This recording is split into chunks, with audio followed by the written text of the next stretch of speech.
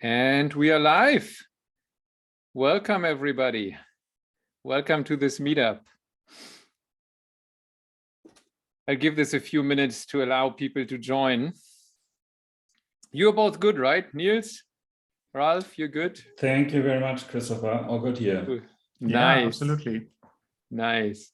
So for the people that already joined, feel free to say hi in the chat, maybe include the location where you're from. I think we are already international because I think you're in Berlin, right, Niels, and Ralf, you're in Sydney. Yeah, Niels and I share the accent, but not the location. Okay, and Sydney is something true. like 5 a.m., right? It's 5 a.m. Yeah, I think we've got slightly different time zones. Yeah, so good morning, good evening to everyone else who's sort of somewhere in between. Crazy. Cool. Yeah, so feel free to say hi in the chat, maybe include the location you're from. If you say hi in the chat, then please make sure to select to all participants. So Cyril, thanks, but maybe you can reshare because otherwise only Ralf, Niels and myself can read this. But anyways, hi to Sweden, hi to Munich, Toronto, Canada. Okay, that's the other direction. Sweden, hi. Great having you all here. We'll give this a few more minutes to allow people to join. Seattle, Italy, nice. Ottawa, Russia. Okay, so wow. Okay, so we are really covering the world. That's really cool to see. Vancouver. Okay, West Coast, India, nice. Yeah, so welcome everybody. Make sure to then also select to all participants if you share messages in the chat. Maybe a few housekeeping rules. So this meetup is being recorded. As you can see, we'll share the recording with you tomorrow in an email together with the slides. So you don't have to write down things while you listen to Ralf and Niels. You'll get the presentation tomorrow via email together with some useful links. If you have questions for either Niels or Ralf during the presentation, then feel free to either drop them in the chat. Most of you already found the chat.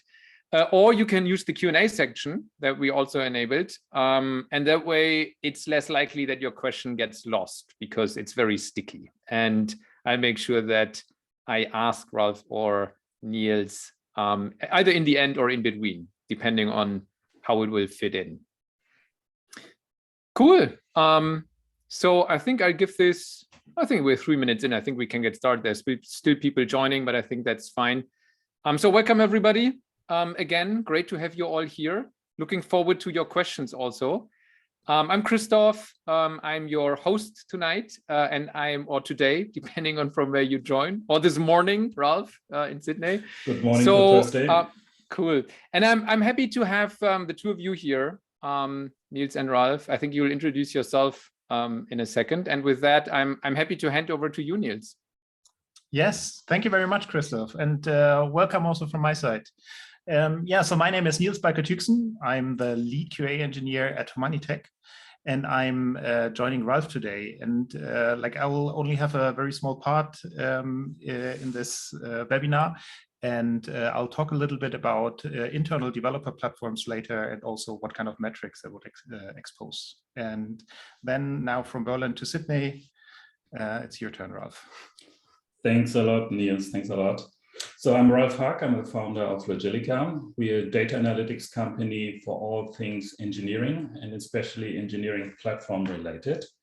A little bit background to myself. I used to be a scientist, then an engineering manager, and then have been running a SaaS company, and now I'm in sort of the data analytics space.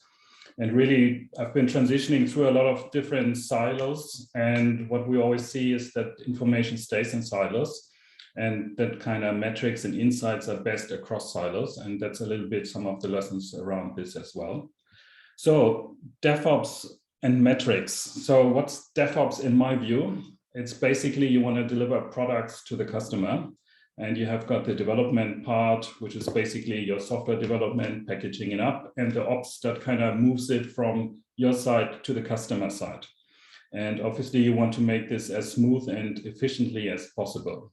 So that's the one part. And the second part is about metrics. And I know I personally used to shiver when I hear the word metrics, because I've been coming across metrics many times in my life, and most of the times they have been quite terrible and misused for the wrong reasons. And I come to the end a little bit as well, that is why the metrics might be neutral, how you apply them in your company might be a different story. So basically you can love them or hate them. Nonetheless, they are kind of the condensed view of certain activities that are going on in your organization. And if you choose the right ones and apply them in the right way, they can be quite meaningful. So, but I come to this as well. So having clarified what my view on metrics and also a little bit my view on DevOps, let's look at how we combine all this. And so really what I want to dive in a little bit is about managing product delivery.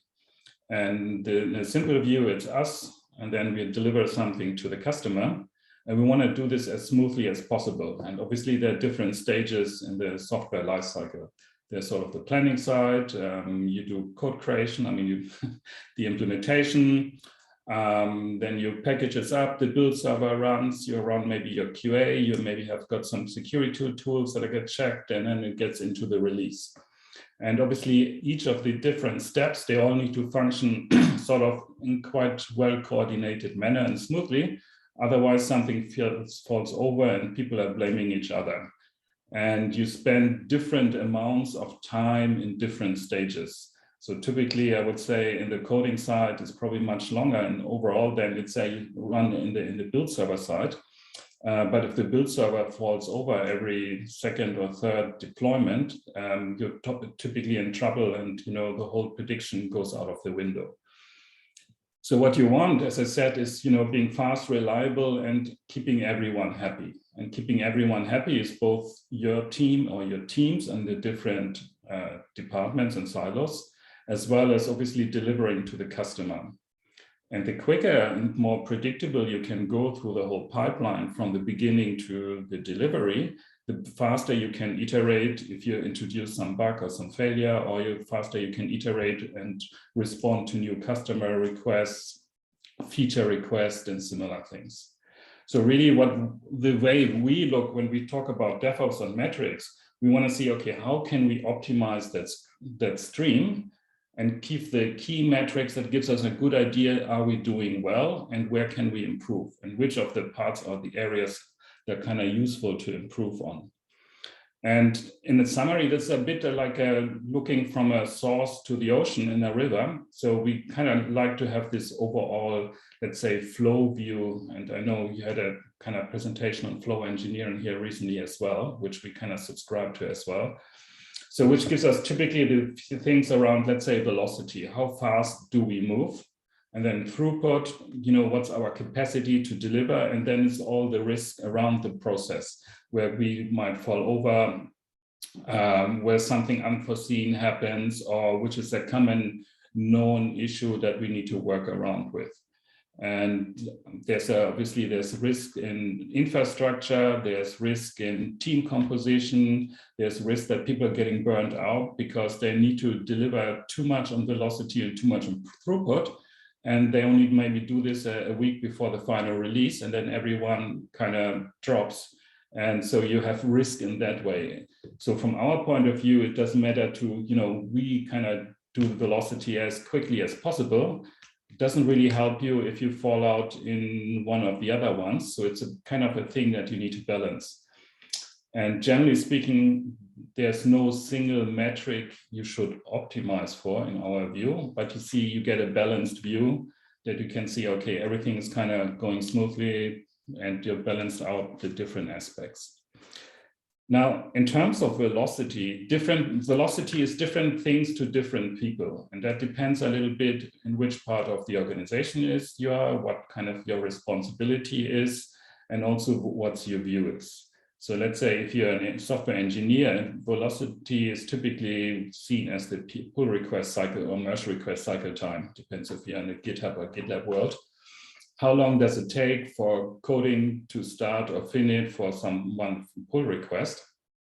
Or let's say you have got the build time. How long does the build take? And the security side, how long does the scan take? A little bit that kind of compromises or comprises, sorry, not the right word, includes different aspect of the life cycle. Might be your Jira tickets. They could be planning, and then there's coding, and then there's the build and the release or something like this, and then the Jira ticket is closed, or it depends on your organization. The Jira ticket is closed as soon as the coding is kind of finished. Different people, again, have different views. And then on the top level or lowest level, depends on how you want to see it, you have got the release cycle. This is really, okay, we have a bug, we want to see how long does it take until we fix it and release it. Or we have got a feature, how long does it take to plan for this feature, implement it, test it, QA it, security check it, package it up, and release it. So this is sort of the end-to-end time. And as I said, as you can already see, there are different stages in it, and each of them probably will have a little bit their own velocity. And then you have got the overall velocity of the cycle time from the end-to-end release process. And then that's probably more on the platform engineering side, the way you look at it. While on the sort of software engineering side, people might more look onto pull requests. And I've got here sort of a breakdown into pull request life cycles, where you have got the coding activity, then you open a pull request, you wait for somebody to start with the review. This is what we call sort of the response time. And then the review takes place. And then after the review, you might have some QA, or you do directly the merge back into the main line again.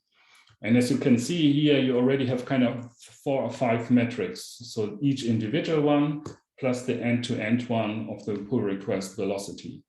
And looking at this, especially over time, gives you a good idea how fast you're moving and maybe where your choke points or your bottlenecks are.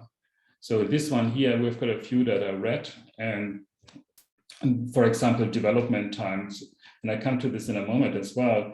Typically, you want to have this done in 24, 48 hours, something like this. But here, the development time takes a long time already. And that might be either the feature is too large, so you do a lot of development, then you check in a few thousand lines of code, and then people need to review this, or it's not very well specified. So people are starting something, then they need to ask somebody, hey, did you actually mean this or that? And then the product owner or the PM needs to come back and say, no, actually I meant something different. And so they have iteration while you're starting to code, and things have not been clarified. And then in terms of response time for waiting for a review, again, there might be different underlying reasons why these are large. Well, for example, you don't have anyone available. Everyone is fully under the pump. They need to work and nobody has time to review code. And maybe that even gets skipped. Or again, your features are too large and some people say, I need to review this. It's gonna take me 3 hours. I don't have 3 hours now. I do this by the end of the week when I make my review day, or something like this. So then things get spiraled a little bit out of control. And similar then for the integration, that might be because it's too complex, there might be QA issues in between, or the main line have moved further and then you get merge conflicts and all becomes quite difficult. So you can see there's different aspects on it. There's not a question for that slide, Ralf, and that question is from Cyril. So what's the baseline for the color scale? So when is velocity green, yellow, red? Yeah, so that's a bit, in our view, that's a bit configurable, but we kind of, and I come to the Dora Metrics in a moment as well. We basically take the Dora Metrics, what's a good release cycle, which is 24 hours, maybe 48 hours. And then we give it a little bit of slack because there's only very few teams who are really fast moving. And especially these days with remote teams, people are in different time zones. Things take longer because you might have, and we're working like this, we have got some people implementing in time zone A, and then somebody reviews this in time zone B. So that depends a bit on your own organization. So it's basically 24 hours, and these are averages out over months for a particular team. So the averages of the sum is going to be greater than each individual pull request. But that's the kind of the color indication, similar to the Dora Metrics, which I come in 3 slides as well. Cool. The other one, and this is sort of not so much, so this is the one side of the sort of balance. And the other one, we talked already about throughput, but we've also seen here, and I want to show that, the review time, for example, takes quite a bit. And sometimes the review time is low, but things are still not good. And that's more because there might be process issues. And I've got it here, the same thing as before. You have got the different stages in the pull request lifecycle. And everything is kind of moving nicely from left to right. So you've got quite smooth transitions and everything is kind of worked in sequence. But, and this is one is sort of from a real life project we've seen, it's not always that case. So sometimes things get opened and then get merged in and nobody's reviewing this actually. And that typically happens, your review times are, they're awesome. Everything's reviewed within 1 hour. It's just the point that not everything is reviewed. So focusing on sort of this metric of velocity or review time only allows you obviously to gamify it and say, okay, then I just don't review it because, you know, and that's again, that's a team culture thing. It's also transparency around those metrics and using them in an agreed fashion and not to, you know, micromanage people or processes or something like this and look at this triangle. And you've got other examples here where, you know, things are not getting improved and just, you know, getting merged right in, or you see things that are kind of get closed or abandoned, and abandoned is sort of after a few weeks, nobody still has ever touched it. And it might have been forgotten, or it's basically lost work where somebody started it and then moved on to something else, forgot about this. It didn't get updated in the Jira ticket, people forget about this, and then sort of this zombie PR still lying around, which you can find quite often as well. So this is a bit from, you know, looking at the metrics from the engineering side or from the software development side, but obviously there's the whole infrastructure side and the whole platform and release side as well. And I think while they share similar concepts, they speak sometimes a bit of a different language. So for that one, I want to talk about DevOps and the Dora Metrics. And it's not Dora the Explorer, but it's the same Dora as I always need to look it up, the DevOps research and assessment. Everyone uses Dora, but it's the Google metrics. And they are really more around, let's say, the end-to-end process and much more, I would say, less people-driven, more infrastructure-driven. And let's have a look at those a bit more in detail for those that haven't seen them. So one of them, the key Dora metrics, deployment frequency. So how often can I deploy? And the thought behind this is if I deploy often, I can react also faster to customer inquiries or customer incidents, feature releases. I'm just a bit more agile. And going back to the flow view, that's kind of our throughput. And then the next one, the lead time to change, basically says how long does it take for me to start an activity until that activity is in the product and deployed. And that activity can start with the coding, or it even starts with a Jira ticket or some other ticket shortcut or whatever you use, and you open this until it gets out. And that's your speed. That's your speed to react. The first one is what's your bandwidth. The second one is your speed. So the faster obviously you can react, the better as well. And the third one is the time to restore. So basically something goes wrong. This might be a bug in the you discover in the field, or this might be in your failure in the deployment. And it's basically how do you react on failures or unexpected incidents. And you have got, see here, the sort of, I've got this here on deployment. So you've got something red, and then maybe another red happens and another red, and at some point you fix it again, and then it's green, or in this case it's blue, and the deployment is working again.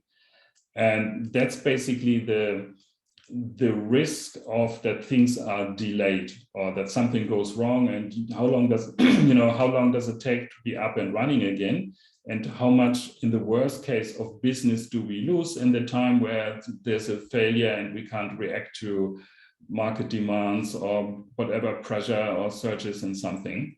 So that's both a bit of from a velocity point in terms of time, but also in terms of risk. And then really the risk is the change failure rate, which basically gives you the percentage of the time that your failures are actually happening. Obviously, the fewer failures, the more confidence you have got in your whole delivery pipeline.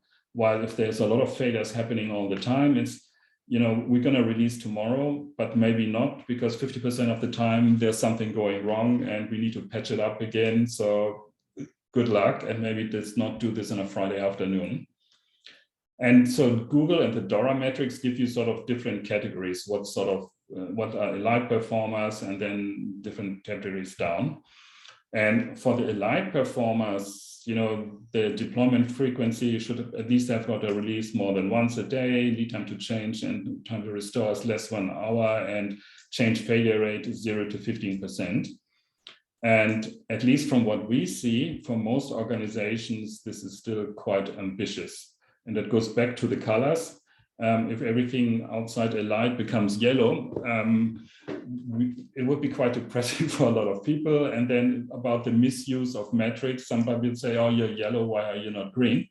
And you're red, why are you not, at least yellow, and how can you improve? And as I said, you shouldn't take those numbers or those thresholds by face value. It gives you a good yardstick, an indicator where you stand, but not necessarily it's sort of the golden hard and fast rule that you shouldn't break. Now, until now, I've sort of touched a little bit on what we think is useful ways of looking at metrics and some of the examples why that is. Obviously, the next question is, how do you get them and how do you track them? And that's a whole different story. And from our point of view, you should have something in place that's a bit like your radar system that looks out what's going on in the organization. You get that information, you track this, but it shouldn't really interfere with people's day-to-day life. So I used to work in an organization where there was quite a bit of reporting as well. And then there's different levels of reporting, and in the end, it all goes into Excel sheets, and there's emails sent around, and oh, we have got this all hands on the engineering coming up. I need my metrics. I need to tell PM how things are going, and so on and so forth. While there might be a place for this, it's not a place on a regular, daily, hourly basis to see if things are going well. So for that one, you want to be much less intrusive and also much more, let's say, engineering focused or use case focused. And so in our ideal world is that you have got an engineering platform that kind of sucks in all the data, because all these data sources already probably exist in your engineering pipeline. So it's just dormant somewhere. So you might as well pick it up and correlate this and combine this, and then kind of get those in a kind of, let's say, dashboard management view or drill down view, whatever is appropriate for your organization. And that might be different from team to team where you sit in the organization as well. But at least, automate this, connect this, and then track this rather than doing this sort of manually or, bother people with this who shouldn't really, spend time on this so much. And so these things you can build, these things you can build yourself if you have got time and a little bit of resources as well. I think most of the modern tooling, you have got quite decent APIs that you can suck out the data, or you do a bit of scripting of those that don't have it. So if you are familiar with GraphQL, REST APIs, and so on and so forth, you can suck that data out. And we know a lot of teams who have done this. And that works typically quite okay if you're just interested in something simple. But even if you need to correlate things or compute a bit, it becomes a bit of a management task. Where it really gets painful is when you have a lot of APIs and a lot of, best of breed tool chain in your own organization.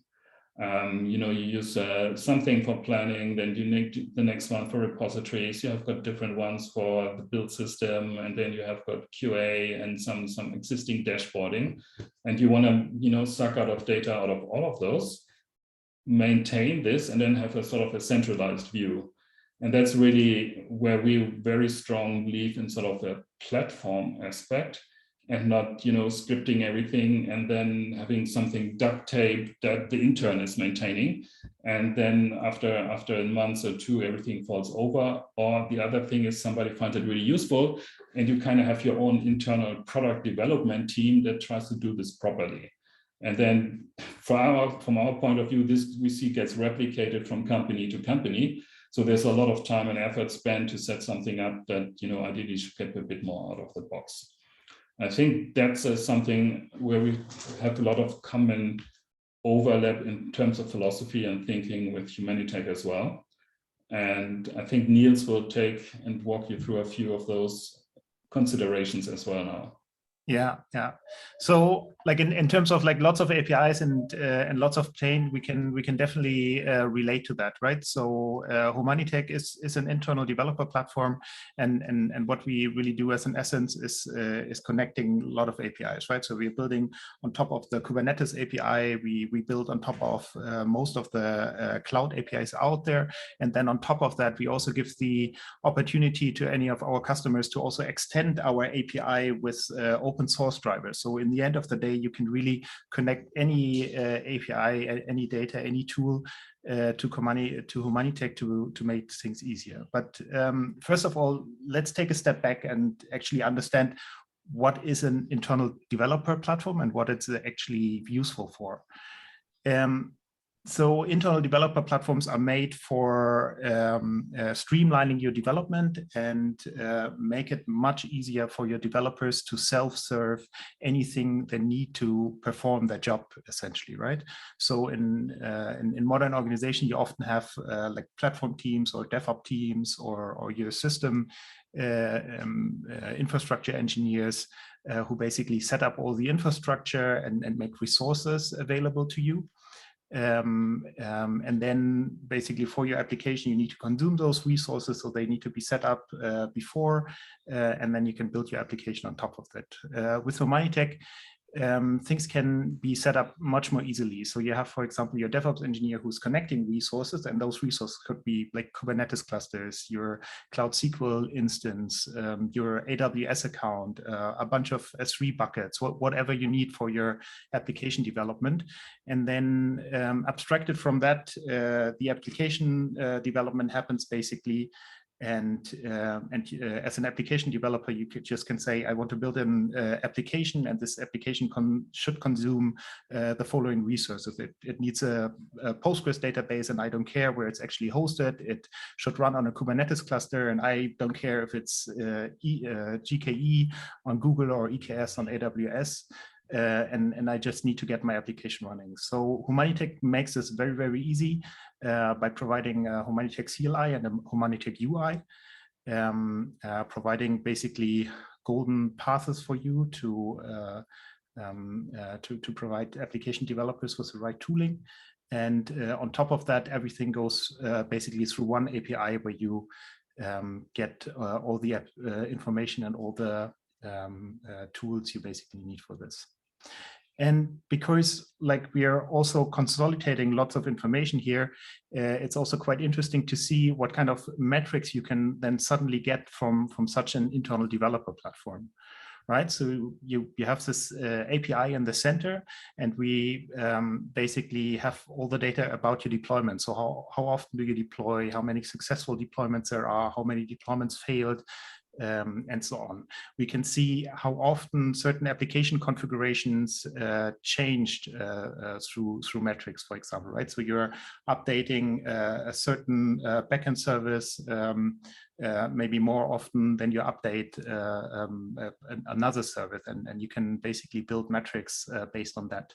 And then you obviously have different application environments, right? So where you might have your development environment where you might have a continuous deployment, but then maybe to your testing or staging environment or production environment, you do more a continuous delivery, for example. And then you have very different deployment metrics based on different environments. And then on top of that, different environments can also consume different cloud resources, right? Because Humanitaq knows about all the resources each application is consuming. It can tell you like how costly which application actually is and how much resources it's actually needing. And then on top of that, with metrics on cloud resources, you also get, you basically can very easily see how much is used there. On top, we are getting application runtime information directly from the cluster, so you can see like how your application is performing as well. There is a lot of events inside the Humanitaq platform happening, and you can connect those to webhooks. So, for example, when a deployment has finished, or when an application is created, or an environment has been deleted, a certain webhook can be fired, and those can then talk again to other APIs, for example, so making it easy to integrate with other tools. And then on top of that, you have like your users of the Humanitaq platform, and those users can have different permissions and roles. And this can be quite interesting to look at, especially if you're, for example, like scaling your team or scaling your application, and then different parts basically are being more used by different or more users, and you can basically build also metrics on that. Yeah, so that's IDPs and metrics around there. Thanks, Niels, for the transition to the next step. So let's say we know what the metrics are, or some of them at least. We know where they are sitting. We know how probably to access them. And so the next thing is, and we worked with Humanitaq quite recently on a few things. So what we worked on is kind of getting the information that Humanitaq already provides, and basically build a connector, as we have done with different other tooling, like ticketing system and repositories, to the Humanitaq instances as well. So you authenticate with your tokens, that's okay. And then we have got some pre-populated metrics we suck out of the system that's already, as Niels just explained, coming sort of for free with Humanitaq platform as well. So we then create sort of dashboards you can look at and drill down, see how many applications and how many environments you have been running, how many deployments you had recently, and you get information around those and can drill down. And recently we also built a Dora Metrics view around this. So basically for some of the metrics, or most of the metrics I mentioned before, you can actually now see and track, let's say, daily deployments, what's your mean time to recovery, and your change failure rate. So you get this kind of nicely laid out, and you can actually correlate sometimes, the different timelines, or you look at it for a particular application or a particular deployment environment. So you can slice and dice this a little bit and see if there's sort of something, when there's a failure, where's that failure coming from? Is that in a particular environment, a particular application, and is there some correlation? Okay, there's a failure because, I don't know, we haven't done any deployment for the last 4 days. So maybe the whole infrastructure is a bit rusty, or somebody made some change, probably the later than the former. So you can get some bit of insight there as well. On top of that, as I said, you get those type of velocity metrics, both around that and throughput, and some risk metrics, and so on and so forth. And obviously there's different solutions out there, but it's kind of interesting to know, that these things you don't need to build from scratch. I think that's the message here. And it's probably more time efficient for the organization to focus on the actual product delivery than rather managing platforms and infrastructure, at least in the nitty-gritty bits. In the end, you always want to customize this, and maybe you have your custom metrics, and we can come to this in the QA probably as well. And this, out of the box is good, but if you're obviously working in a large organization, you want to have the flexibility to adjust it to the processes and tools and, data and KPIs or metrics that you already have. In terms of summary, and a little bit from lessons learned that we've seen in the past, and that's sort of the common fallacy around metrics. A single number or a traffic light might be what every VP executive wants. It's often not what he or she needs. And especially getting the context of that number or that traffic light is quite important. So, and if you do know some of those dashboard charts that typically exist in organizations, they're Excel sheets or Power BI or something like this, but often you don't have the context around this. You don't have the drill down to the raw data. It's just a number or a report that gets printed. And in our point of view, in order to make this metrics actionable and not just shout at somebody, but understand this, have the evidence and work through with the team, you need to have that drill down from your maybe a top level number down to some intermediate view people can discuss on to the raw data to see what's actually happening. Quite often there are good reasons for things, or there's reasons why things can be improved. And once you see the reason actually how to improve this, it's much more easier to communicate this and as a team come around this and say, oh yeah, we have always this problem. And conversely, we see this quite often on the way up, that teams use it and say, hey, we told you all the time, we are not the bottleneck. The bottleneck is, we don't have enough people that we can review things, or the infrastructure falls over. So we don't know, how predictable we are, because there's different steps in that whole chain.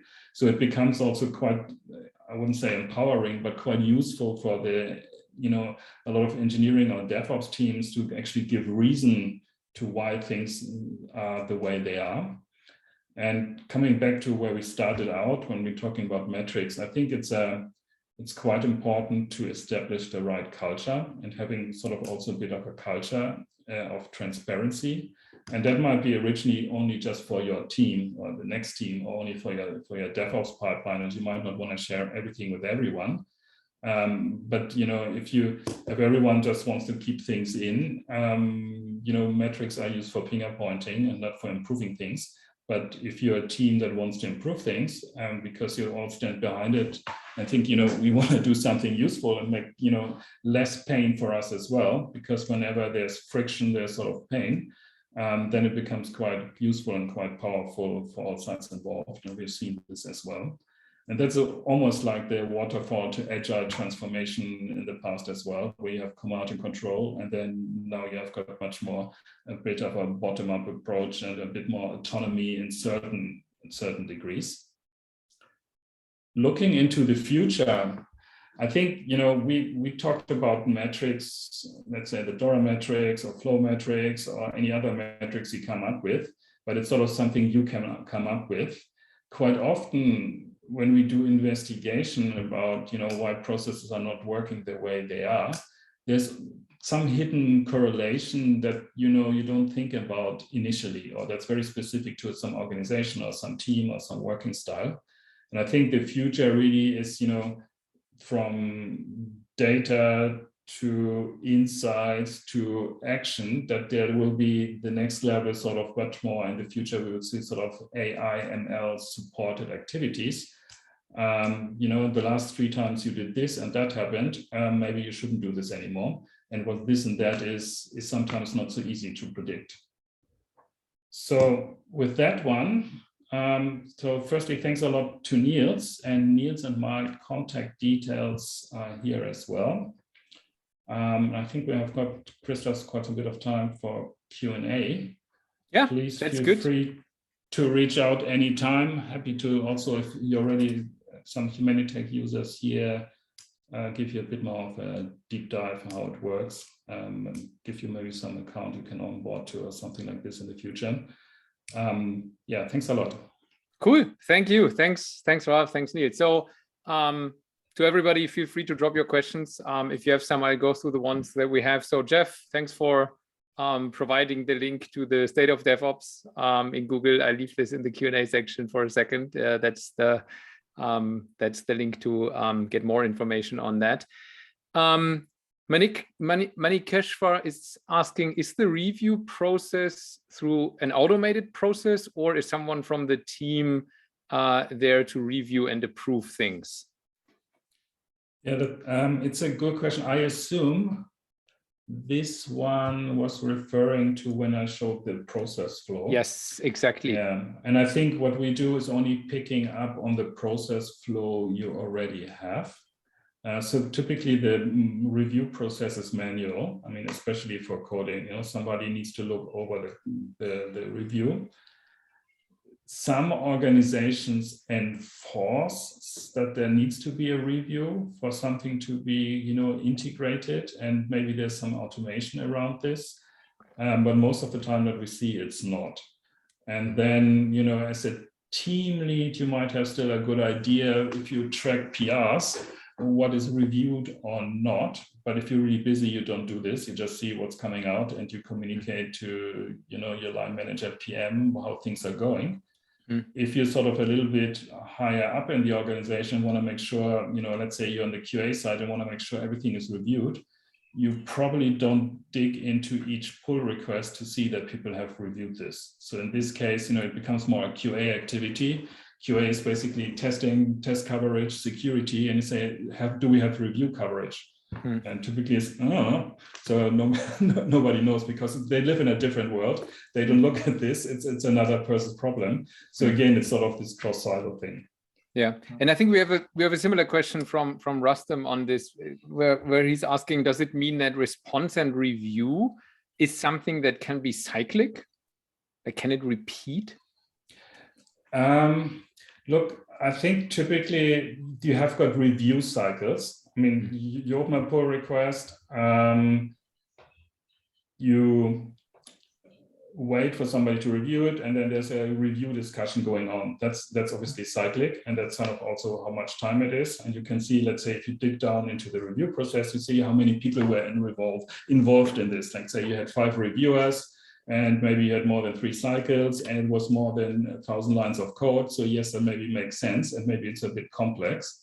But obviously, every day somebody will check in, pull request, basically check in code, and you go through the same cycle again. So unlike in waterfall, like a big scale waterfall where you code and then it's done, and then there's review and 10 people review this, on the micro level of this pull request, this happens quite frequently. So there's a few lines of code, maybe 100 lines of code, people check it in, review it, yeah, it looks good to me, or ideally a bit more discussion gets merged in the main branch, and that's this kind of repeats on a day-to-day. And then you as a developer have got a couple of those running at the same time at most, but you're still working on quite a few. So these cycles are microcycles in comparison to the big review cycles that you have got in waterfall.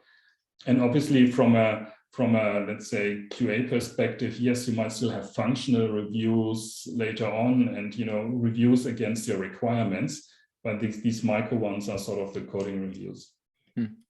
Okay, understood. Manik Shiver is also asking, is there any metrics to measure the performance after deployment? Yeah, I think I might hand that quickly to Niels as well. Yeah, sure. Like, I mean, in Humanitaq, we definitely show if the application is healthy and is running, but we leave it more to tools for observability to deliver on those things, right? So you have the New Relics, the Datadogs, all those other observability tools, and and Humanitaq actually makes it very, very easy to integrate your application with those, right? So enabling you to set the right Kubernetes pod annotations, for example, that those agents can pick up on the container logs and things like that. But the metrics in terms of after deployment observability would usually come from those kind of tools. Okay. Maybe complementary to this, I mean, there's also, this let's say if you have a web application or mobile behavior, a mobile application that people look at, click events, which features are actually used and what do people use. I mean, that's sort of on a more meta level. Let's say you look at a Hotjar or a Launch Darkly, you see, okay, these are features that are actually used. So we actually produce something useful. As compared to features that might not have been used. So you see some behavior of what has been deployed, and you can feedback that as well. Yeah, good point. Teresa is asking, how are people measuring change failure rate? The best I have come up with is to have tests running against production instances and labeling any deployment as change failure if it fails a post-deployment test. Are there other ways? Is it the same for detecting a fix? I pass this probably to Niels as well, who's the deployment expert. How do you do this in-house?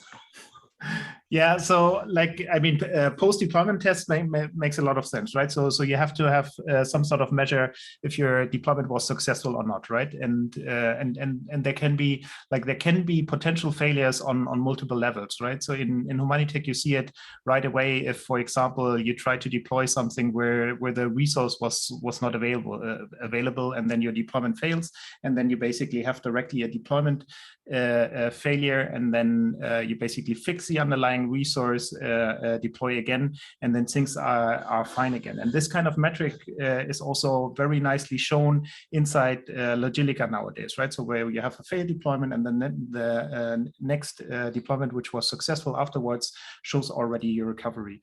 But then obviously there can be more hidden failures in terms of you released a new feature and it broke something else which only came up in your, I don't know, smoke test or regression tests after release. And for this, I think this is one of the best things you can do.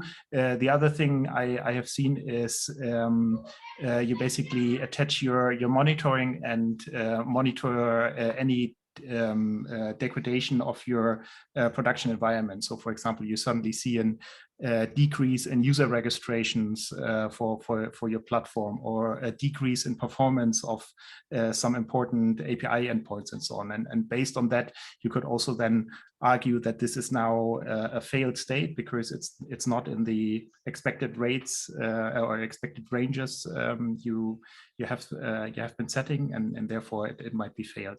So then there could be also like automatic rollback mechanisms triggered and other things, for example. Cool. Thanks. Dude, I hope that's not his real name or her real name, is asking what has been a tough challenge while developing this platform?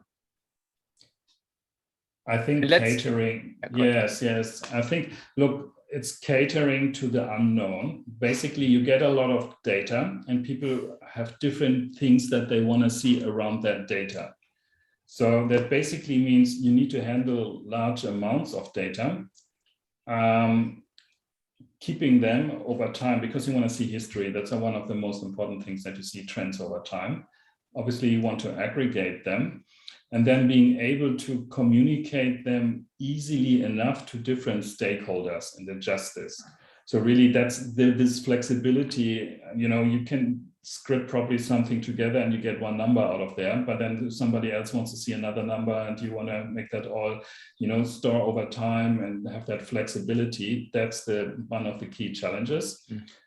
And then in terms of, you know, metrics, we looked at hundreds of metrics and then say no, and then suddenly you have got hundreds of metrics, but it doesn't make conceptually sense anymore. So you need to simplify this so you get a worldview and say, okay, let's say in flow metrics, right? That's the top level world where we want to, you know, slot everything else in, and maybe yes, this is sort of a important metric, but what does it actually mean for us? So making sense out of the metrics and not having it a purely number-driven exercise, and coming up with a concept we've been iterating so many times. So that's one thing. And I think for flexibility, and I don't want to talk too much about our product, but basically we have a data analytics platform underneath, but you can combine all these things yourself. You can change the metrics. It's basically you do your own queries, and then you have got your own charts and your own dashboards.